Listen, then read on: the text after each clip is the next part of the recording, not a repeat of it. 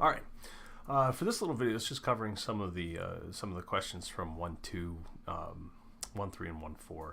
This is adding, subtracting, and multiplying and dividing real numbers without the fractions. That's something different. Anywho, it's Michigan. It's in winter. It's cold. I have a robe to stay warm. I'm still dressed. Yeah. Anyway, here we go. So one of the questions says, find the sum of -12 and 6, then subtract -17. So you have to be very cautious, especially when you're doing subtraction and division, because the order matters. It's not what they call commutative. My classes will be studying that slightly after we go through this. But if anybody out there is wondering what the commutative property is, it's the one that allows us to do things like 4 plus 3 is equal to 3 plus 4. We can reorder it and it doesn't matter. That's only true in addition and multiplication. In fact, those are really the only true defined operations in the real numbers. The others are shortcuts. So subtraction is nothing more than adding the opposite, which is covered in the 9 axioms called the field axioms. And again, my students, you'll be studying that. Don't worry about that. But on the other hand, multiplication is also defined, and it's also commutative. So 3 times 4 is the same as 4 times 3. That's what we mean by commutivity. So when it says find the sum of -12 and 6, it's really asking you to add. This is the answer to an addition problem. And so we want to take -12 and we want to add 6 to it. Okay, so we get an answer. That answer would be -6 in this case. If you're ever in this position where you have to add 2 numbers, then all you have to do is, if the numbers have the same sign, in this case they don't, but if they had the same sign, just add the numbers and use the common sign. In the case where they have opposite signs, subtract the numbers. So 12 minus 6 is 6. Then use the sign of the larger number. In this case, 12 is larger than 6, and it's negative. That's how we get the negative of the -6. That's just a really quick down and dirty rule you can use to make your life a little bit easier. Now, over here it says do this and then. Okay, so we got this -6. So we're going to take this -6 and we're going to subtract -17. Okay, so there's a little, I could do a little proof, I guess, to show you why subtracting a negative is actually like adding a positive. One really quick way to visualize it is if you use it in a number line, then this would be your start point, and then you would face this direction, and you would walk this direction. So if it's negative, you would walk backwards. All right, so we'd start at -6. When did we find -6? And then we're going to face the negative direction, and so I have to draw my little eyeballs. I draw my little eyeball that way, and then my smile's that way. All right, so I'm facing towards the negative. Left is commonly negative, and then right is positive. So my walking, my negative on the -17 says I should walk backwards 17 steps. And so I just move through and walk 17 steps. 1, 2, 3, 4, 5, 6, and move out 17. The effect of this is it's going to take you 6 steps to go to 0. After that, there's only 11 steps left. So this is going to be +11.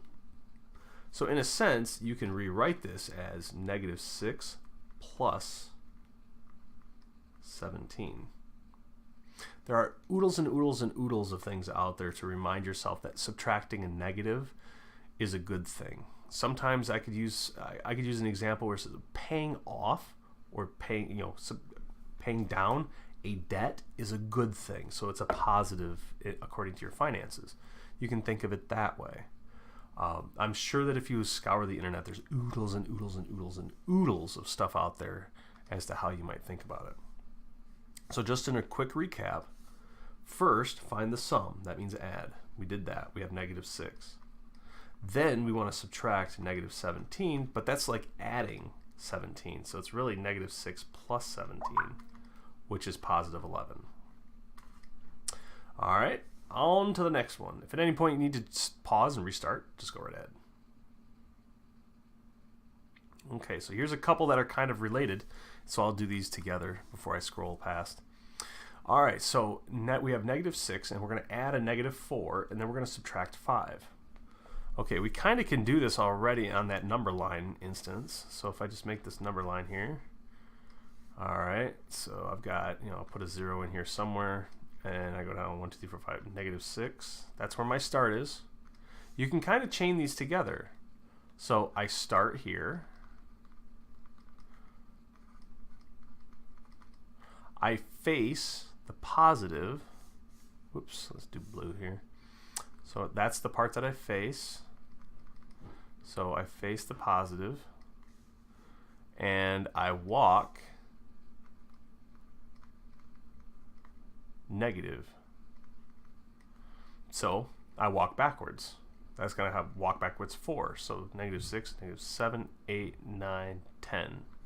I'm at -10. I can just simply start right there and repeat the process for -5. I'm subtracting, so I face the negative. Whoop. Probably better make a different color face in there. So I face the negative. Now, the 5 is positive. If there's no sign given, it's assumed to be positive. So I'm going to walk forward another 5. 1, 2, 3, 4, 5 is going to put me at -15. And again, for this particular class that I'm doing this video for, you can use your calculator. So just to show everybody this, where's my TI here? Pardon my my screen. Wow, that is not what I wanted to. There we go. So I can go ahead and use my calculator on this, and I can say, okay, well, let's take -6. Now on the TIs, and not all the calculators are like this, but many of the graphing calculators are. They'll have a separate negative key that's not the minus key, and the calculator knows the difference. If you happen to use one in the wrong sense, like -6, well, I already have an answer in there, but you can see that it's trying to subtract 6. So it's not -6, where if I use the negative key, it's not going to include that answer. So -6 plus, and in parentheses, -4, and then -5, and then you hit go. And that's it. And you can go ahead and do all of them like this. The idea is to start understanding which direction is it going to move. Because eventually this calculator won't work because I'm just going to give you letters. And then, how do you do it then? The same way. That's what we're trying to get across to you is math doesn't change. That's part of the beauty of it. Someone once compared math to a marble statue. Its beauty is in its cold austerity. It's very, very efficient and doesn't care what you think about it. So it's kind of weird that way. All right, so we're going to use a couple of the ideas from these last two to do number 53 here, -3. But if I subtract a negative, like I did back in number 45, we learned that that's the same as adding a positive. So we're just going to take this subtracting -3 and make that a +3.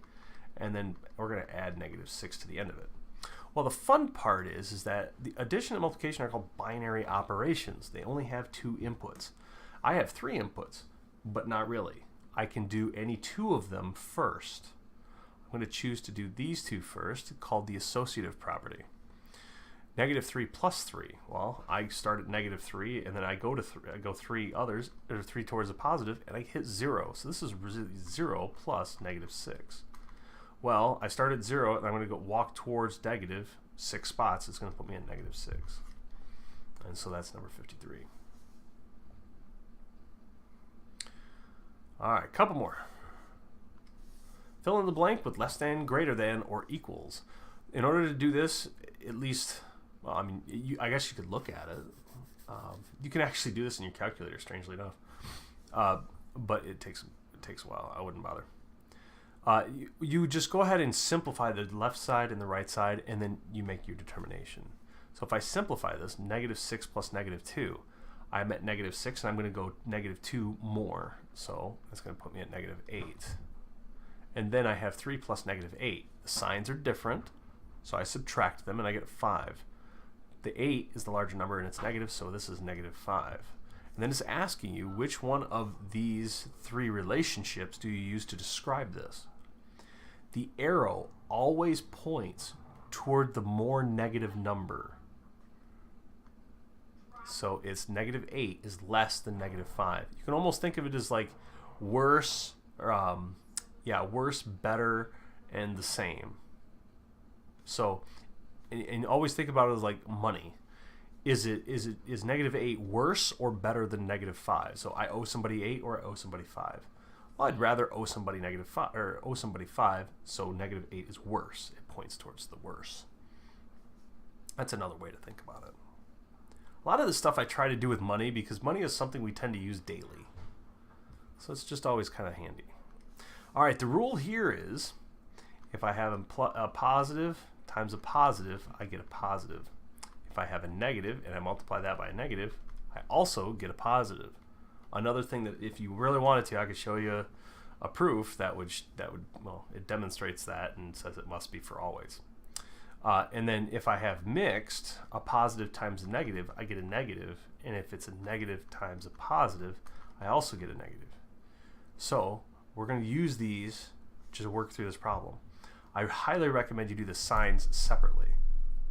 So I'm going to take a negative and I'm multiplying by a negative. Negative times negative is a positive. So this stuff right here, whatever that number is, this is positive. So what I'm going to do is take this answer, this positive answer, and multiply by a negative. Well, a positive times a negative is a negative. This whole thing is going to be negative something. Even if that's all you get from it, and then you put the rest in your calculator, that's perfectly fine. But in the end, your calculator only does what it's told, and that's unless it's broken. So if it's wrong, it's not the calculator, it's the person that's operating it. This is a way to catch yourself from making a mistake putting it into the calculator. So you don't have to do this all the time, but I especially do it if I feel like I've screwed something up. I always keep a running tab in my head if I can, or have an idea about what value I should get at the end.